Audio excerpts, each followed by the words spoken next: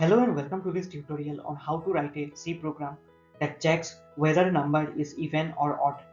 In this session, we will cover the problem statement, discuss the approach to solving it, explain the C code line by line, and understand the logic behind it.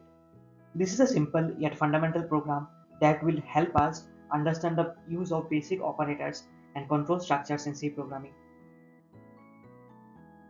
Let's first look at the problem statement. The task here is to write a C program that takes an integer input and determines whether it is even or odd.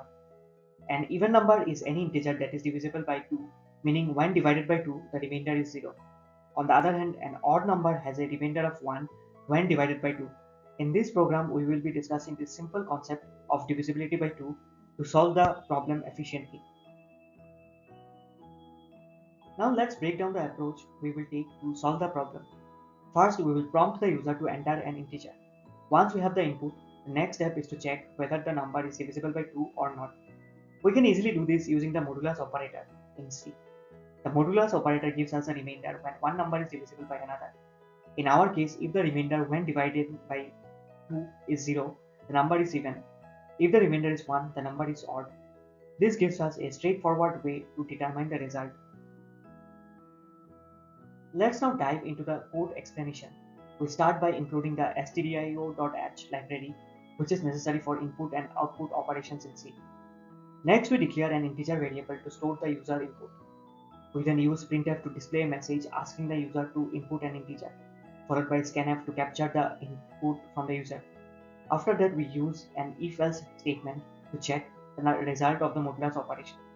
If number modulo 2 is equals to 0, the number is even, and we print that number is even.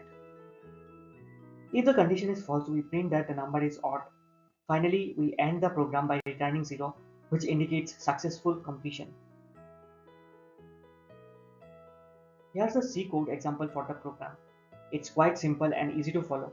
We begin by including the stdio.h header file. We then define an integer variable called number to store the user's input. After asking the user to input an integer, we use scanf to store that value in the number variable. The main logic follows inside the if-else statement. We check whether the number, when divided by 2, leaves a remainder of 0 using the modulus operator. If it does, we print that the number is even. Otherwise, we print that it is odd. Finally, the program ends by returning 0 to indicate the program executed successfully. Now let's take a look at a code flow diagram. This diagram visually represents the steps the program follows from start to finish. We begin by asking the user for input. Once the input is received, we check if the number is divisible by 2 by performing the modulus operation. If the remainder is 0, we proceed to print that the number is even. If the remainder is 1, we print that the number is odd. After that, the program ends. This flowchart provides a clear understanding of the program's decision-making process. Let's now look at some sample outputs of the program. When the user enters a number, the program will output whether the number is even or odd. For example, if the user inputs 5, the program will check the remainder when 5 is divided by 2. Since the remainder is 1, the output will be 5 is odd. On the other hand, if the user enters 12, the program will check the remainder when 12 is divided by 2. And since the remainder is 0, the output will be 12 is even. This shows how the program correctly identifies even and odd numbers based on the modulus operation. In conclusion, this C program demonstrates a very basic yet important concept, checking whether a number is divisible by 2 using the modulus operator. It introduces us to essential programming concepts such as input, output, conditional statements, and operations. By using the modulus operator, we can quickly and efficiently determine whether a number is even or odd, which is a common operation in many programming tasks. Thank you for following along with this tutorial.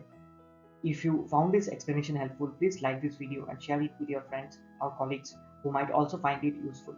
Don't forget to subscribe to our channel for more programming tutorials and tech related contents. We will continue to explore more topics to help you strengthen your coding skills. Until next time, happy coding!